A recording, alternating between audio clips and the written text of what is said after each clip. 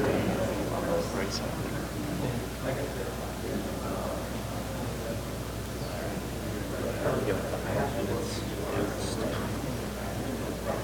How did you like that? Or were you just standing there? It popped up. Because you tagged me and notified me. So. See my notifications. Oh, you just like for my oh, you did, notifications. okay.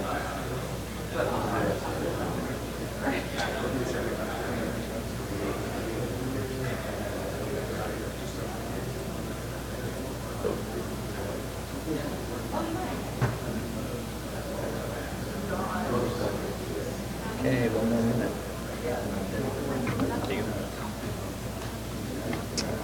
Down here, if you want to hold on to that. You want to pass one thing back? Sure. You got to do your attack drafts because they're too complicated. Yeah, yeah. I'll hit that. You're open.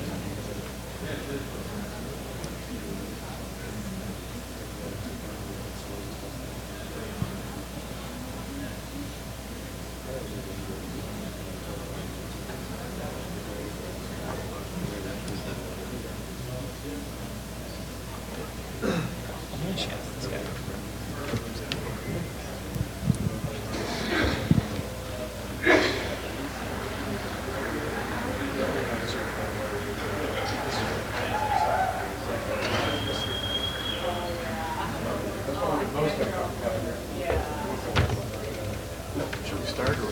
Good. Okay. All right, everyone. It's noon, so let's go ahead and get started. Yes, I'm very loud. I probably don't even need the microphone except for the video here, so I'll try not to blow your eardrums out. But welcome to Hunting Web Shells Tracking Two-Face. My name is Josh Bryant. I'm a director of technical account management at Tanium, where I specialize in our threat response module. Prior to coming to Tanium, I worked for a little company called Microsoft, where I focused on the recovery side of incident response. Hey folks, my name is Robert Falcone. I work for Palo Alto Networks, specifically on the Unit 42 team. I'm a threat researcher. I RE code all day and try to track adversaries as they kind of use these tools in their attack campaigns. And both Josh and I kind of came across this same incident just from two different perspectives. Josh was at Microsoft. I was at Palo Alto Networks. We were looking at the same thing from two vantage points. Okay. So let's kind of get into the content of this talk because we have a lot to talk about. Here's what we're talking about when it comes to web shells. I am not going to define what a web shell is to this crowd. I hope you all know what these things are.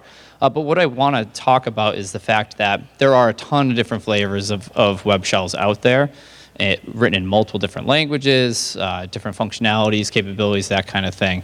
So we're not going to be talking about this today because anyone can go out to a GitHub repository and download a web shell and deploy it in their operations, right? So instead, what we're going to talk about is a custom developed web shell that both Josh and I analyzed that was created by one threat group and used by that threat group in their attack campaigns. And I called it Two-Face back in 2017 because it's a cool name. That's about it. So, and I'll explain why we call it Two-Face, but so both Josh and I were looking at this. You were looking at it in 2016. I was looking at it in 2017. You're probably asking why are we talking about it today in September 2019? Well, March 2019, we had some interesting insight, we were able to figure out a little bit more about this web shell and the group behind it, thanks to this data leak that was, or the dump that was leaked by this Twitter handle. And I'm not going to try to pronounce that. It's like lab duke, whatever. This Twitter alias dumped all sorts of tools, URLs, and web shells associated with a group called OilRig. I think FireEye calls it APT34, whatever the name is. The benefit of this data dump, though, is that it gave us a lot of insight that we wouldn't have necessarily been able to derive from our own telemetry. Okay, and what we were able to get out of this is the expanse of the use of this Two-Face web shell.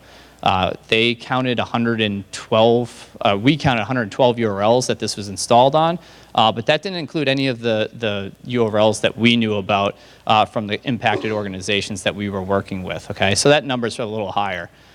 There were, in this data dump, there were 87 different organizations that were impacted by this, 27 different countries. Like this was a pretty big campaign using Two-Face. So the other thing about the dump, which was kind of interesting, we got insight into what the threat actor called this web shell, and it was Hypershell and High Shell. Those are kind of boring names. That's why we're going to continue using Two-Face going forward. First off, because I named it, and second off, it's a much better name. Okay, so why did I call it Two-Face back in 2017? Well, the reason why I called it that was because it had two different layers to it, okay? There was a loader layer, and then there was a payload layer.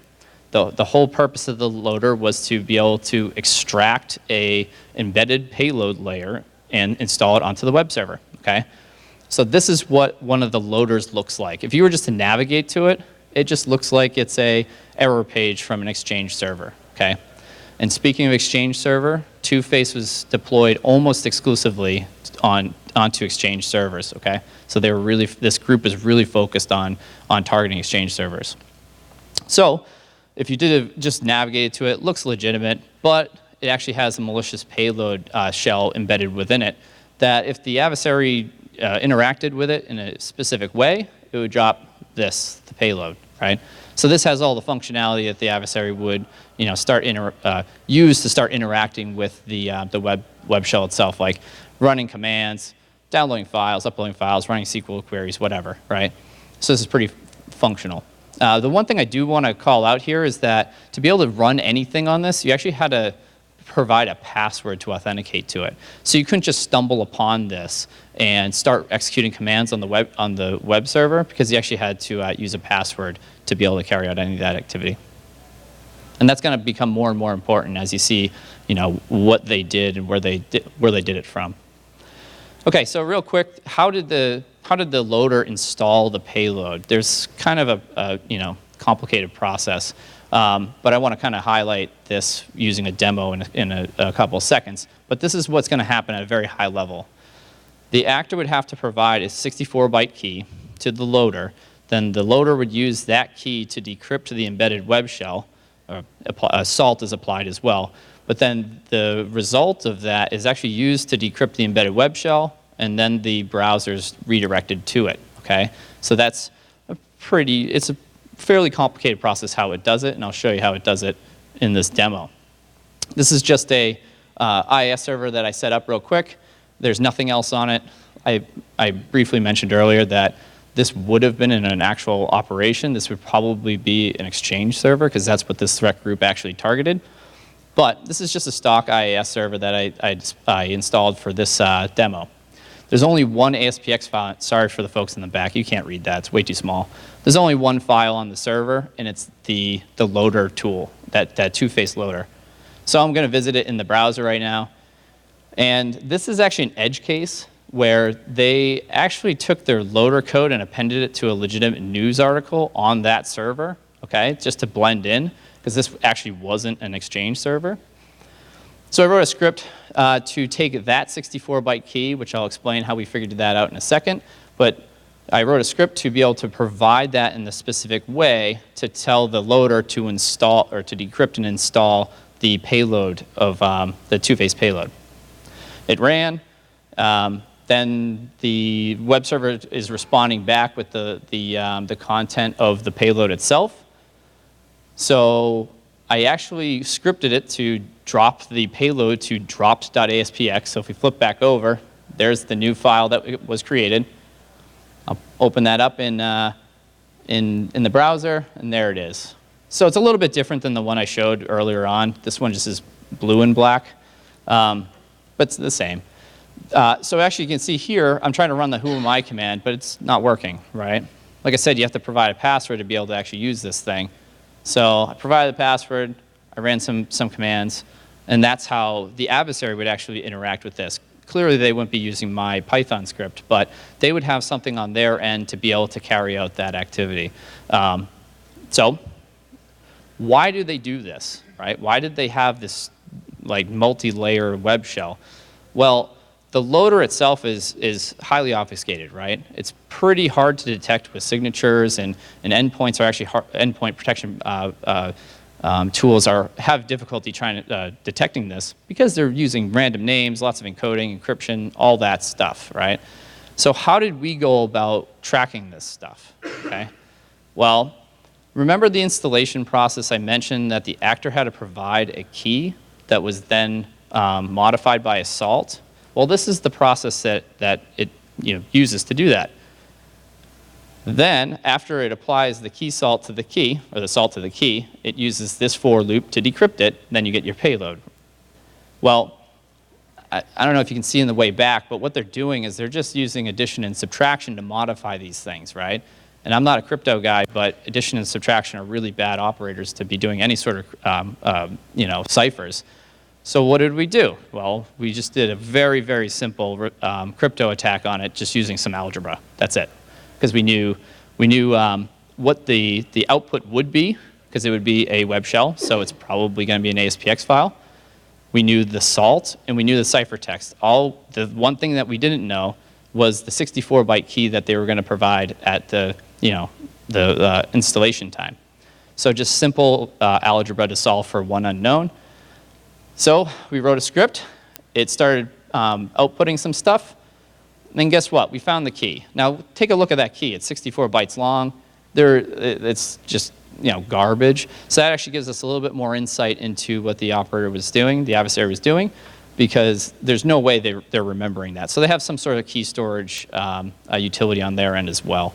And then there's the clear text output, which was the payload. Okay, so that's how we went about tracking this thing going forward. Until about, I'm going to say it was probably about June 2017. Right before we published our blog on this, the adversary kind of probably caught on to the fact that their crypto sucked. So they released a new version of this web shell where the loader didn't use that kind of janky cipher using addition and subtraction. Instead, they started using an actual cipher. Okay, everything else is the same, but instead they used triple des. Okay, so very similar. The loader was very almost the same, but instead they just swapped out triple des to be a little bit more robust. So in addition to that, they started taking the same idea of bringing in some authentication to this process, where instead of just taking the actor supplied key, creating a key and using that to decrypt it, they would actually check to see if that key was legit before they did that. And this is how they did it. They had a salt, just like in the other two-phase loader, which they'd append to the key provided by the actor. They do a SHA-1 of it, then they base64 encode it, and then check it to that hard-coded string, right? So at this point, we have no idea what the payload is in this, right? It's encrypted with triple des, so in a very long key. We have no idea how to break this because we don't have a rig to be able to brute force this. So this was a completely unknown for a while, okay? So the way that this works is it takes that key, grabs the SHA-256, takes the first 24 bytes, and that is your triple des key. All right, so we're stumped. We have no idea, what the key is here. So probably, like I said, that was June 2017. Up until the data dump that I mentioned earlier, we couldn't figure out what the payload was for this. Okay, it's just kind of a question mark. Except one of the files that was included in the dump actually exposed an oops by the developer. They included this in the loader, right? And as you can see here, this is just some HTML with a pre-tag. When you opened up the loader and did a GET request, it just displayed this wacky string here, this NXKK string, right? We had no idea what that was for. Like, it didn't mean anything, so why would they include that? Well, it turned out that was the key. So I'm not sure if this was just a development version or what they were doing. They had a pretty big OPSEC fail. And we actually exploited that to figure out what the payload was within this loader. So I'll just walk you through really quick how this worked and how we confirmed that that was the key. So here we concatenate the salt and the key that's in that pre-tag here. We take the SHA-1 of that string. We base 64 that SHA-1, and then we compare we base 64 it. Then we compare the output of that to the hard-coded base 64 string in that top box there. And if you actually look, they're exactly the same. So now we know that we've got the key to be able to decrypt this embedded payload that's been kind of stumping us for a long time. So another script I wrote, it just does simple, it's probably like 5 lines, just does some triple des. And there it is. That's what came out, right? Now, does that look really familiar to like slide 3 or whatever that showed the payload? Well, it kind of is, right? So I'm not sure people in the back can see that, but this is actually an animated GIF that compares the difference between that first payload and the one that I just extracted. And the only difference is that they added version 5.0 in the top right corner, okay? So they add some versioning, which just seems kind of weird, especially because when we started looking at the data dump and looking at the other payloads, we got this one. This is another two-phase payload from that dump that is version 5.0 that is clearly different, especially in visual. So they're very, very bad at versioning. But they also added some functionality here where they added some, a file system explorer on that file system, or the Explorer tab here. Another version that we saw them create was version 7.1 here. All the same functionality, all the same code. They just broke it out over several tabs here. And then you get this one, 8.6.2, where this is radically different. So this is showing that they're constantly updating and developing on these web shells as they're carrying out these attack operations. Now I'm going to pass it over to Josh. He's going to show you some hunting stuff. All right, it's time to go hunting. So I've seen a lot of people walking around the conference with t-shirts that say attackers think in graphs, and we're going to do exactly that here with a couple of quick attack graph scenarios. First one here I call an attacker's hope. This is something that we see a lot of adversaries attempt, usually unsuccessfully, but they really wish it would work. So here we have your typical environment where we have a domain admin that uses his domain admin creds for everything, and he exposes them all over the place. Next, our attacker is going to target the Exchange server directly because it's a high-value target and it's often exposed directly to the internet so people can access things like OWA. So he's going to try a few common techniques, maybe SQL injection, remote file inclusion, cross-site scripting, local file inclusion, and maybe eventually get onto remote code execution, which is his most likely avenue. However, there aren't any known remote code execution vulnerabilities in Exchange that I can find. You may target some of the underlying components, such as IIS itself, maybe with HTTP.sys, or the underlying operating system. However, probable, but still maybe unlikely. We'll do our remote code execution. Attacker comes in, compromises the Exchange server, implants the web shell, and from here, because our domain admin uses credentials all over the place, he can use credential theft techniques and then pivot to the domain controller and now have complete control over the environment. So that's one way that these attacks can happen. What we see more often, though, is something like this, where the attacker sends a phishing campaign and our user opens it because they're excited to get mail. They love attachments, and they're more than happy to enable macros and get their machine infected. So that gives our attacker their initial foothold into the environment. But now they need to do some privilege escalation here, so they could do something like cause a little mayhem, which makes our help desk guy come out, and he's going to use his admin creds on this system and expose credentials again. In this scenario, our admin is not an Exchange admin, but he has admin privileges to the file server, and our attacker is going to use advantage of a misconfiguration that he finds on the Exchange server to now implant his web shell over there. And he doesn't necessarily need to go after domain admins because Exchange is really highly privileged inside Active Directory.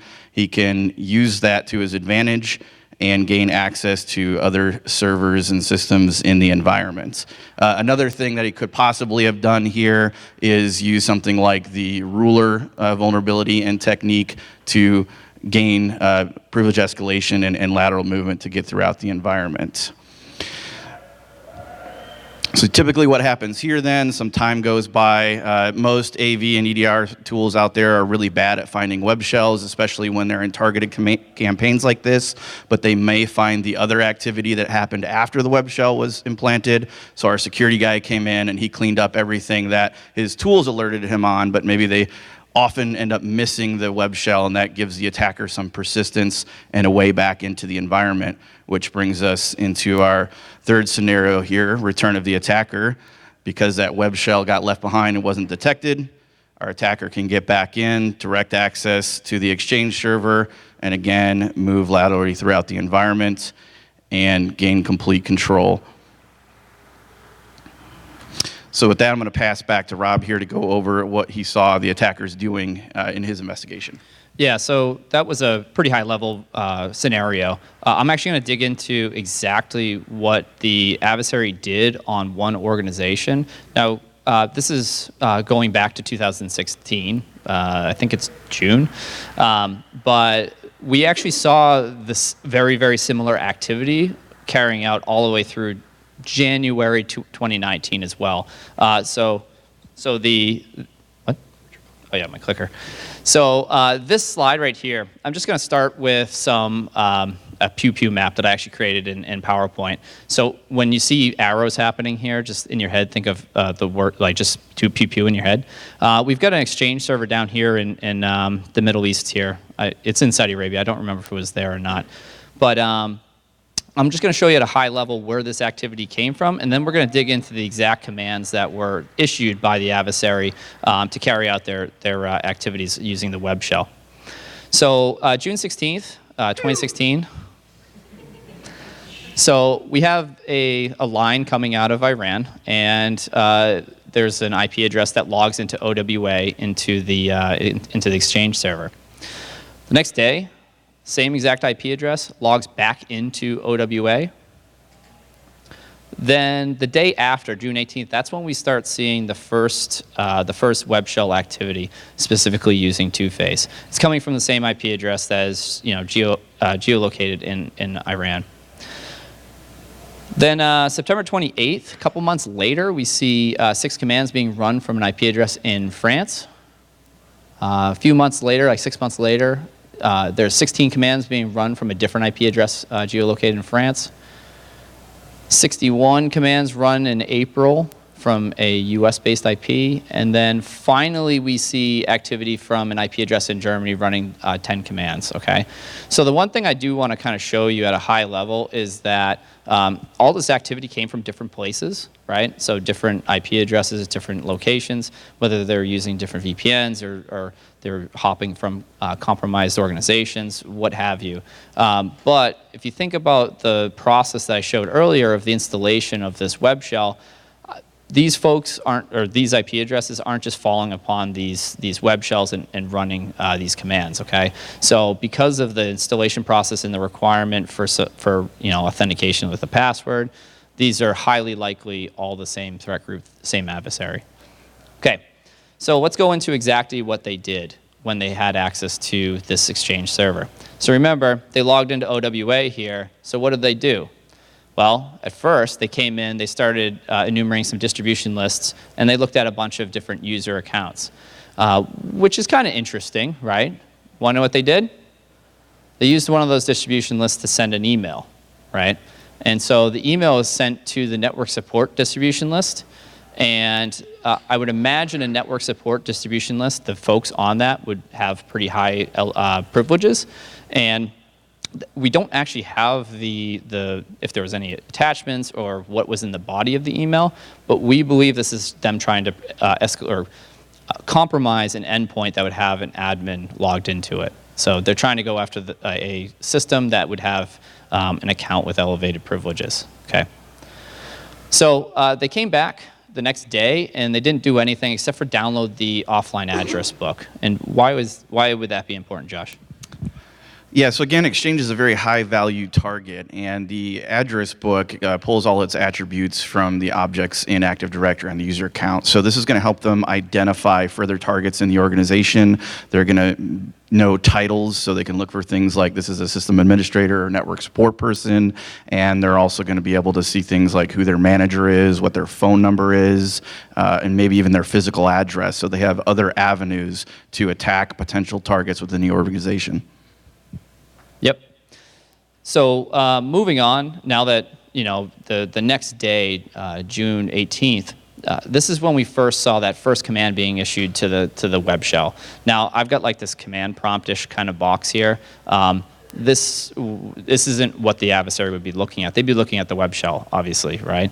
But what I did want to point out here is that the top left corner, you see this OWA auth error2.aspx, and then there's error3 aspx right underneath it.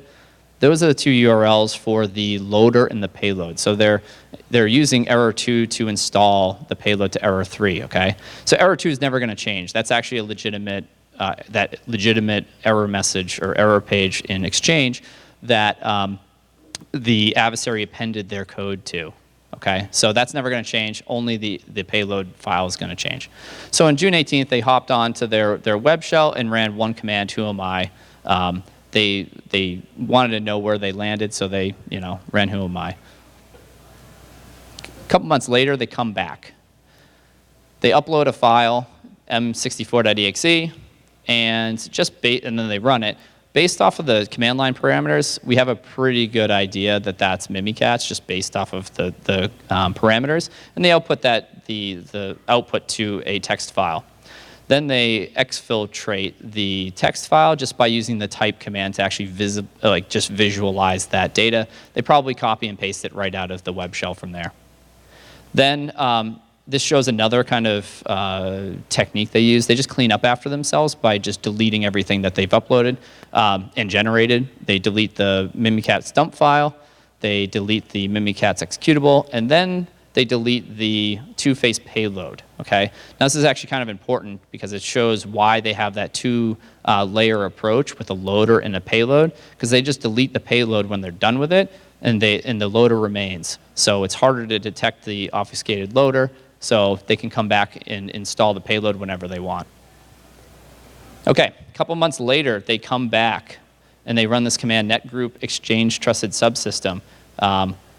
And do you want to explain what that is? Yeah. So the Exchange Trusted Subsystem contains all the computer objects in Active Directory that the Exchange servers are, and it gives them that high level of privileges that they have in the directory and to each other. It gives each computer object admin rights to the other Exchange server as well. Yep, and that's really important too, as you'll see. But this specific command, its output is going to be the other host names of the Exchange servers in the environment. So now they're identifying other targets that they're going to try to move to. Okay, so the next thing that they do is they try to I should say there was 4 different host names that were returned by this command. I replaced them with server name 1, 2, 3, and 4. So you'll see those on the slides. Whoa. So here you can see that they're listing the directory, trying to find where the file shares are for these servers. And you can see the third one, the third command here, they pretty much enumerated a path to the Exchange Client Access Exchange Web EWS folder. Okay, that's where the installation is for Exchange. And what they did was they then uploaded another web shell to the current web shell, and they then time-stamped that file that they just uploaded to mimic the timestamps of a legitimate file in the installation of Exchange called exchange.asmx. So what are they trying to do? They're trying to make it look like this file was part of the Exchange installation. Okay, right after they timestamp it, they copy it over to that other Exchange server. And the time stomping is actually kind of important for what Josh is going to talk about later on, so just keep that in mind. So what else did they do? They copied that web shell over to the other 3 Exchange servers that they found. Okay, this is them pivoting and moving laterally to other servers on the network to expand their access. Then what did they do? Before they left, they just deleted the two-phase payload from the system, just to kind of clean up after themselves. Okay, so like a month and a half later, we see the adversary come back. They were probably doing other activities on the other Exchange servers. Unfortunately, we didn't have access to the logs on that system, or those systems, so we kind of lost visibility on what they were doing. But this is where they come back. They run that same command net group Exchange trusted subsystem, and they are now trying to figure out why they lost access to one of their Exchange servers. Okay, and you'll see why we think that based off the next couple commands. So what are they trying to do here? They're trying to list the contents of that folder that they copied the Exchange web shell to, and they do that on all 4 of those servers. And then immediately after, they try pinging one of the servers because they lost access to, in this case, server number 3. And what did they do to kind of, fix that? Well, they uploaded yet another web shell to all of the Exchange servers on the network. And this wasn't even two-phase. This was completely different. So what are they trying to do? They're trying to make sure that if the organization that is now trying to remediate their servers, hopefully they don't catch this now completely new web shell on the system as well. So what they did was they uploaded global.aspx to all of those systems, all those Exchange servers. They hid it using the trib command, and so it's now hidden. But while they're at it, and while they're here, what they do is they upload yet another executable, and they run it, and it's Mimikatz. They output the contents to a text file, and then they exfiltrate it. So almost every single time they came back, they uploaded a new Mimikatz tool and try to dump the credentials, so it was definitely a part of their playbook. Again, they delete the payload after to kind of clean up after themselves. Okay, so May 3rd, and we're kind of running out of time. May 3rd, they come back, and this is the last time we saw them, because at this point, this is when the impacted organization was really on to, in the remediation process to get this adversary out of their network. They lost access to some of their Exchange servers. They're just trying to, recoup as much as they can. They uploaded another Mimikatz tool to the system and tried to exfiltrate those dumped credentials. And that was it. We never saw them again. Okay, so let's talk about how we would find this type of activity from the host side. Obviously, we've been talking a lot about Exchange servers because Two-Face and many other shells target them. So first thing you're going to want to do is find out where all the Exchange servers, specifically with the client access server role, because that's going to be the internet-facing role, exist, and you could use this PowerShell command and the Exchange management shell to do that. Now, Exchange is just at least the public-facing portions of it is just a web application running on IIS. So once you find out where those servers are, you're going to want to know where the log files are. Typically, they're going to be in the default location, but it is possible, and many organizations do move those off to another drive for many different reasons. So this PowerShell command here will identify where your log files are stored. Another thing you're going to want to look at is the settings in IIS related to logging. One thing that we've seen attackers do, not necessarily this one in this campaign, but with some other web shells we found on different IIS and Exchange servers, is they'll use advanced logging to try and hide their activity. This is a built-in function in IIS, and it allows you to filter out things in the logs. The legit use of it is to make your logs a little less noisy, but attackers will use it to try and hide access to their web shell implants. Another thing you're going to want to do is, and this is something you should absolutely do proactively, don't wait until you're trying to find a web shell on your system. Make sure that you are logging cookies. This is not a field that is logged by default. And once you've found all that, it's time to take a look in those logs. Here I'm using a tool called Log Parser Studio. because it has a lot of built-in functions for parsing Exchange and IIS logs specifically. First thing we're going to look for is post operations with low request accounts. These applications like Exchange have very few pages that you post to at all, but you can kind of do some long tail analysis here, right? Our top end is going to be our legitimate pages where they have lots and lots and lots of requests. And then down at the low end on that long tail, we're going to see some hits with very few requests.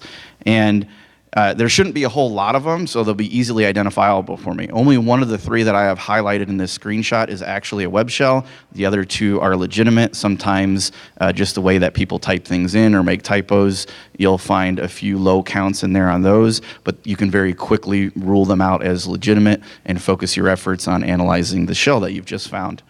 Other thing that you're going to want to use to focus your hunt is look for URIs that don't require authentication. It doesn't make a lot of sense for me as an attacker to drop my web shell in a location that requires me to authenticate using credentials that I've obtained from my target.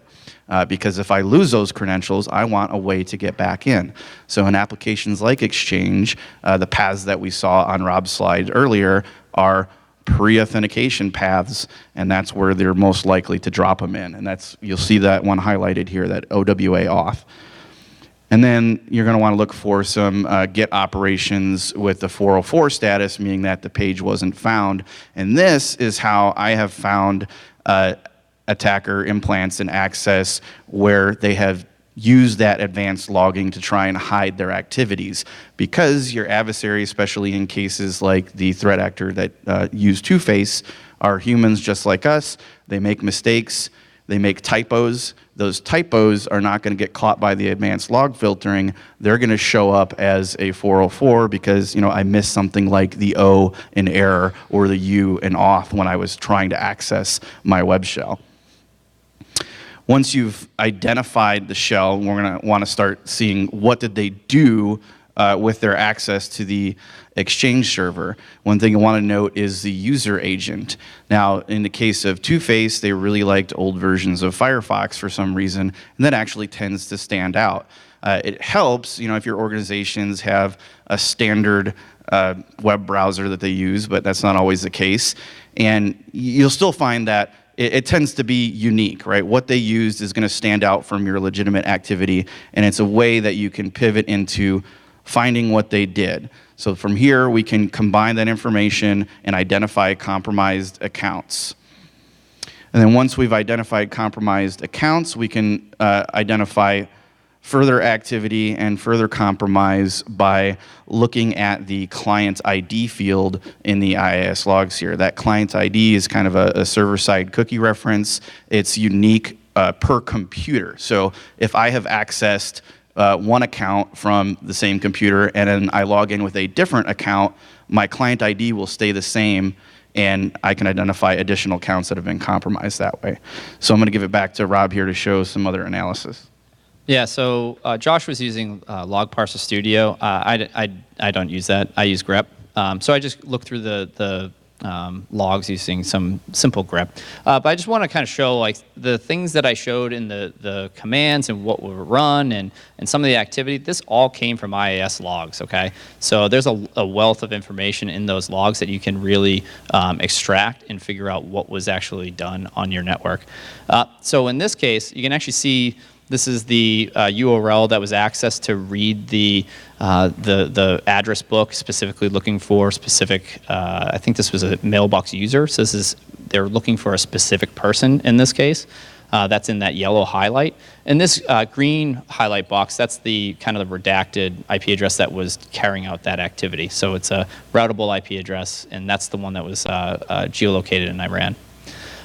Here's another one of those logs that I found. This is the actual sending of the email. You can actually see it's using the Exchange to send this email. You can see the recipients. You can see the NM, I guess, is the word for subject, or the parameter for the subject here. And you can see again in that green box, it's that same IP address.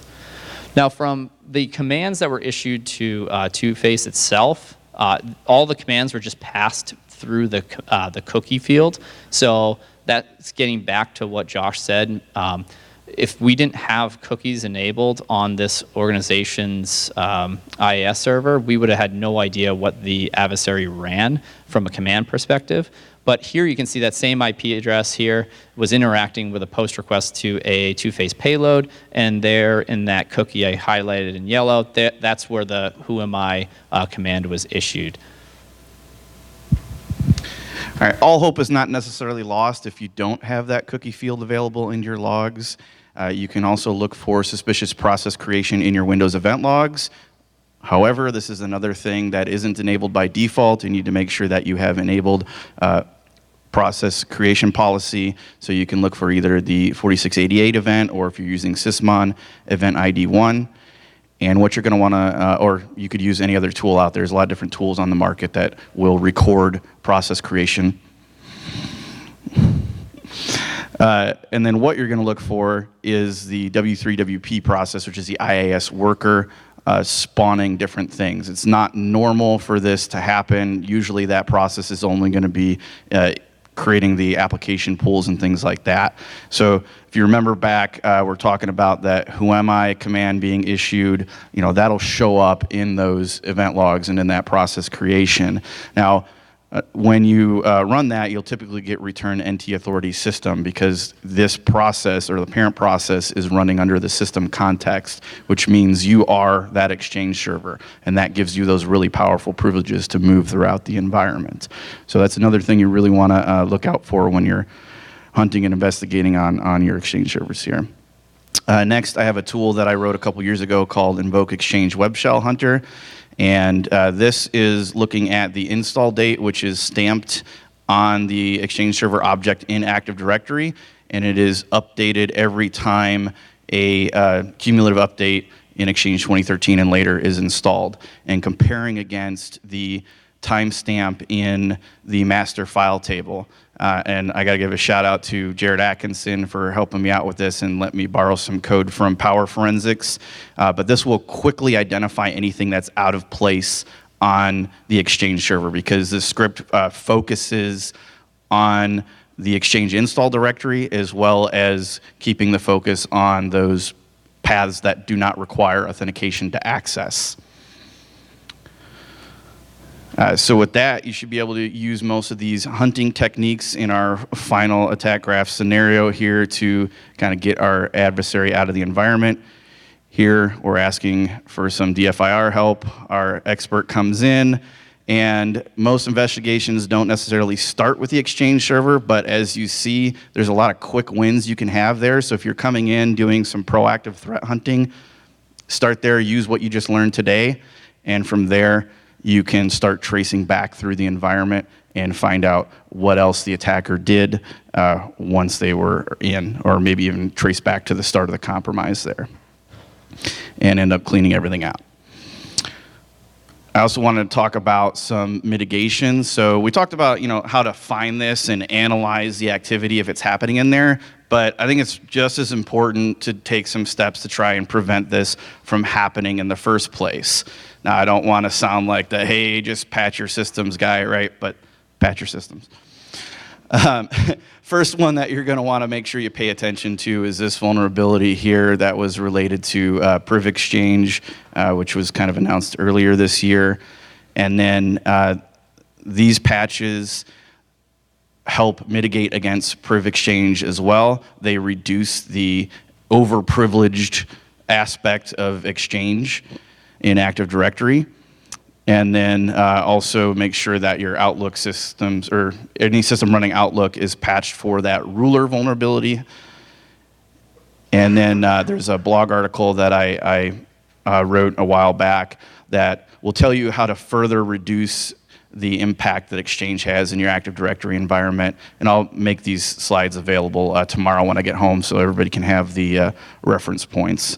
And then finally, you want to implement secure administration practices. So if you're using things like privileged access workstations and laps and whatnot, you're going to reduce the chance that the attacker has the ability to move laterally and make their way to your Exchange server to implement a web shell or implant a web shell on that.